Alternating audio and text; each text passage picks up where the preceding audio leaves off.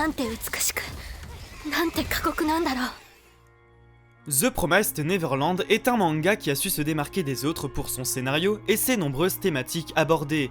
L'adaptation animée du studio Cloverworks en janvier 2019, avec sa première saison, n'a fait que croître sa popularité, notamment grâce à un compositeur de talent, Takahiro Obata, qui nous aura offert une OST qui restera à jamais gravée dans nos mémoires, Isabella's Lullaby. Une OST qui fait partie intégrante de l'histoire et qui a touché nos cœurs durant le final de cette saison 1 qui était magistrale. Une partie des enfants du site numéro 3 de Gracefield House ont réussi à s'évader, arrivant dans un monde inconnu et hostile, celui des démons. Un nouvel arc commence. Seulement, à l'approche de la saison 2, l'auteur du manga, Kayu Shirai, fait plusieurs annonces. Ayant terminé d'écrire et publier l'histoire de Yakusoku no Neba Arando, The Promised Neverland, avec la dessinatrice Demitsu Posuka, elle révèle qu'elle aurait voulu plus développer la fin de son manga. En effet, la dessinatrice étant sur plusieurs projets en même temps, elle a accepté de la libérer de TPN au plus tôt pour sa santé mentale et physique. Deuxième annonce, la saison 2 aurait un scénario différent du manga, amenant vers une fin différente, sans précision du nombre de saisons prévues. Nous pouvions avoir peur comme être rassurés, car s'il y a un endroit où Kayu Shirai pouvait encore développer la fin qu'elle voulait, c'était dans l'anime. Malheureusement, c'est tout l'effet inverse qui s'est produit, avec un scénario énormément rushé menant à la fin de l'anime. Mais est-ce que cette saison 2 est véritablement un total échec ? Nous allons répondre à cette question dans cette vidéo.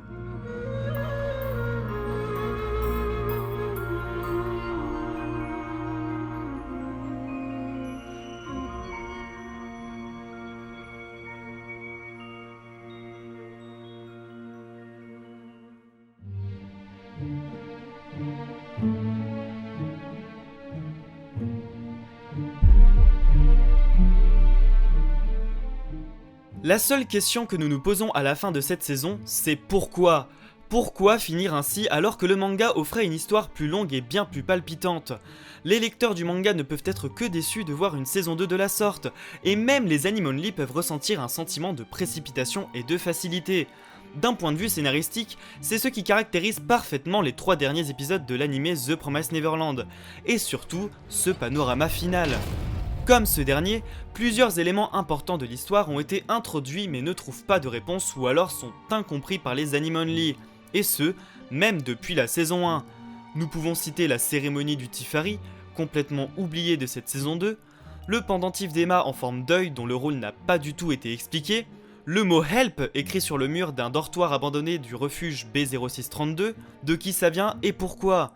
Déjà que l'on a toutes ces questions sans réponse, la fin de l'histoire dans l'anime est une série d'images nous montrant les enfants de Gracefield House grandissant dans le monde des humains avec Isabella, mais aussi Emma dans un monde étrange face à un dragon à un œil et un petit tétracorne flottant dans les airs, Sonju parlant à un démon âgé, une grande ville de démons illuminée dans la nuit, la fin d'une bataille, Mujika couronnée, c'est à n'y rien comprendre pour les anime only. Et même si les lecteurs du manga connaissent la signification de ces images, ils se rendent bien compte que cela n'a aucun intérêt de les utiliser ainsi et que c'est juste extrêmement frustrant.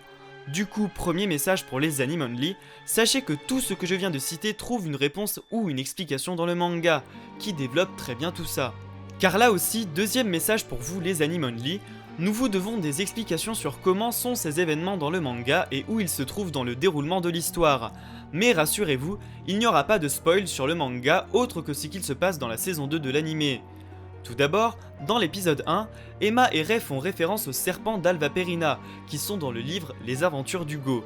Ils veulent s'en servir pour piéger le démon qui les poursuive dedans, mais dans le manga, le passage des serpents d'Alvaperina est plus long, servant à faire rendre compte aux évadés que les livres de Gracefield House étaient en fait des guides sur le monde extérieur. Ensuite, dès l'épisode 3, c'est là que l'anime ne suit plus le manga, c'est-à-dire fin du tome 6. Dedans, le groupe d'enfants arrive au point B0632 où ils trouvent un abri vide, le refuge. Cependant, dans le manga, un mystérieux personnage s'y trouve déjà. Un personnage très intéressant mais absent de l'anime et c'est dommage, car il est en quelque sorte l'élément déclencheur qui fera tout ce qu'est l'arc spectaculaire du manga qui a été supprimé dans l'adaptation, l'arc de Goldie Pond. Un arc rempli d'actions sur fond de jeux de survie qui nous présente plein de nouveaux personnages que nous n'aurons pas eu dans l'anime. C'est frustrant pour moi comme pour tous les lecteurs, car il est souvent présenté comme l'arc préféré du manga, même si pour ma part, je préfère le premier, celui de l'évasion de Gracefield House. L'attaque du refuge à l'épisode 4 existe dans le manga, mais déjà il est au tome 12 et 13, et la raison de l'attaque et sa conclusion sont très tristes. C'est d'ailleurs sûrement le moment le plus choquant de l'histoire. Toutefois, dans l'animé, c'est très rapide et la raison est juste une erreur de Rei qui a gravé dans un arbre Go 0632 Pursuer. Pourquoi l'a-t-il fait ? Eh bien, nous sommes censés le savoir car c'est le cas dans le manga, mais l'animé ne nous indique pas les intentions de Rei. Ce qui peut faire passer à première vue ceci comme une incohérence, et c'est vraiment dommage.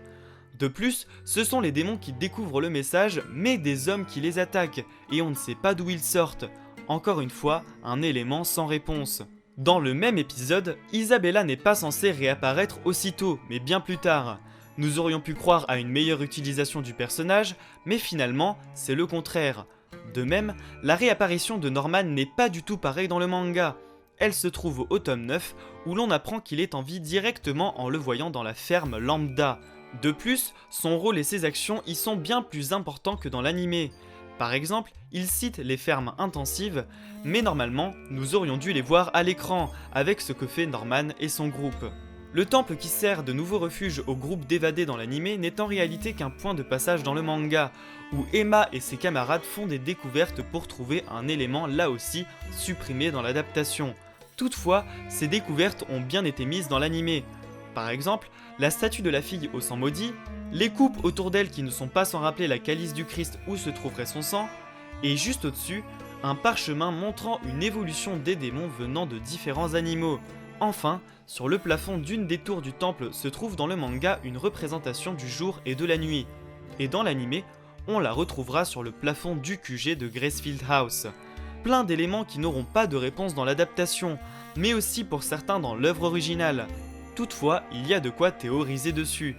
Cette recherche d'éléments dans ce temple devait partir en tout cas des événements de l'épisode 3 de la saison 2, où Mujika aurait dû chuchoter dans l'oreille d'Emma « Part à la recherche des 7 murs ». L'objectif du troisième et dernier arc qui est mélangé à celui de Norman que nous avons eu en saison 2. Enfin, dès l'épisode 8, l'animé n'est qu'un condensé des tomes 17 à 20, les derniers tomes de The Promised Neverland, avec une forte baisse de qualité scénaristique et une histoire énormément rushée. Donc les Anime Only, si vous voulez découvrir tout ce dont je viens de vous parler, je vous invite fortement à aller lire le manga des éditions Kazé qui est d'une bien meilleure qualité. Cependant, et c'est là que nous devons peser le contre, tout n'est pas à jeter dans cette saison 2, bien au contraire.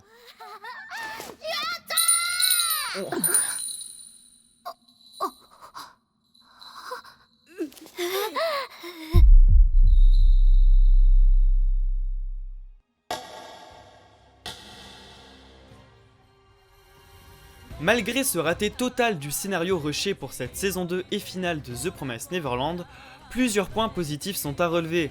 Tout d'abord, Takahiro Obata, le compositeur des OST de The Promised Neverland, nous offre encore une fois des musiques somptueuses, épiques et émouvantes. En saison 1, nous avions Isabella's Lullaby, en saison 2, nous avons The Evil Blooded Girl, signifiant la fille au sang maudit, et donc Mujika.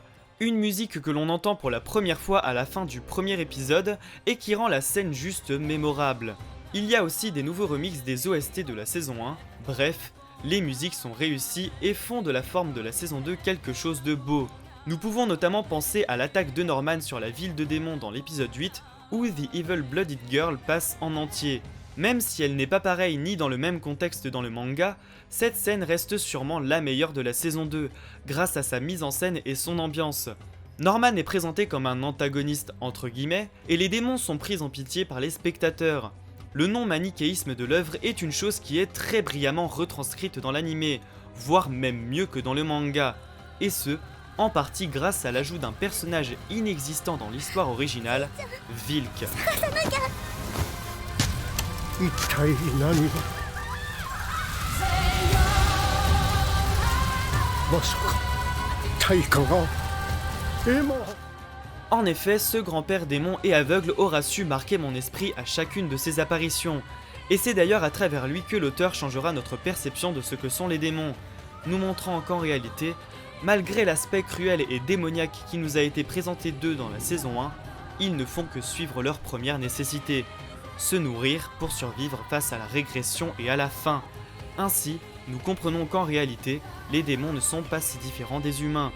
En plus de cela, tout comme Emma, Norman, Ray et le reste des enfants de Gracefield House, Wilk nous montrera qu'il est capable d'aimer et semble être prêt à tout pour défendre sa famille.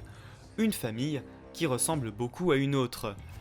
Wilk, qui vient de faire boire à Emma son sang maudit pour empêcher sa régression, lui demande de s'enfuir et de le laisser pour pouvoir la sauver. Mais la petite démon répond qu'elle veut qu'ils survivent ensemble. Les deux Emma sont pareilles. Elles veulent survivre avec leur famille et rien d'autre. De même, Wilk est comme Norman et Ray, préférant se sacrifier pour assurer la survie des autres. Ray voulait s'immoler par le feu pour réussir l'évasion. Norman s'est laissé livrer et est prêt désormais à perdre son humanité en tuant des familles de démons. Nous pensions tous que dans le temple, le vieux démon s'adressait à la Emma que nous connaissons, mais en réalité, il pensait qu'il s'agissait de sa petite fille. Alors, dans cette ville incendiée par le matricule 22194 qui annihile tous ses habitants démons par haine et vengeance, les frissons que procure cette scène sont incroyables. Voir Norman se figer en entendant ce simple prénom est juste touchant, de plus que Wilk est prêt à se laisser tuer, comprenant que ce jour devait arriver. L'épisode 8, même s'il n'est pas comme dans le manga, m'a mis une énorme claque émotionnelle par le simple ajout de Wilk et sa petite fille démon, Emma. De même, pour finir, l'opening et l'ending de cette saison 2 sont très réussis. Les musiques Identity et Maho sont très bonnes, et les images et symboles se trouvant dedans sont très représentatifs de The Promised Neverland, dans l'anime, mais aussi dans le manga. Les enfants mangent des lapins, et les démons mangent des enfants, ce qui montre le principe de la chaîne alimentaire. Les mains se croisent pour symboliser la promesse, mais cette promesse forme une barrière qui retient Emma prisonnière. Alors, avec ses amis, ils foncent droit vers la lumière, vers la liberté. Enfin, les enfants, tout comme les démons, prient, et l'ombre de Mujika forme la croix du Christ, ce qui nous montre le côté religieux de The Promised Neverland qui est très important dans toute l'œuvre.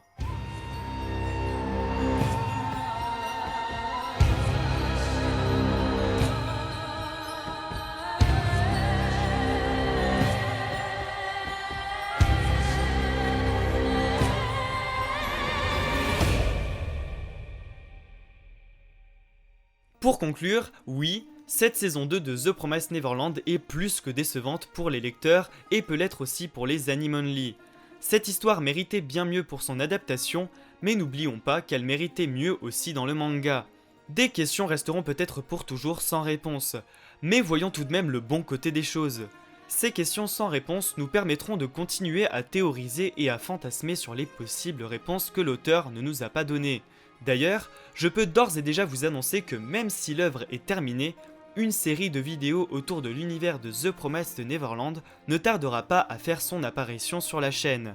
Cela aura été un plaisir de suivre les aventures de Emma, Ray et Norman vers leur quête de liberté, avec un scénario très travaillé pour son commencement dans la saison 1, mais aussi rempli d'émotions et de thématiques abordées. Un shonen original qui aurait pu se hisser bien plus haut que ça, mais les lois de la Japanimation en auront décidé autrement. N'hésitez pas à donner en commentaire votre avis sans spoiler sur la saison 2 de The Promised Neverland et du manga en général, à liker la vidéo si elle vous a plu et à la partager sur les réseaux sociaux pour nous soutenir, ça nous ferait énormément plaisir. Et surtout, pensez à vous abonner pour ne rater aucun de nos prochains contenus sur la chaîne Manga Alliance. Survivons tous ensemble dans ce monde impitoyable, faisons-nous-en la promesse.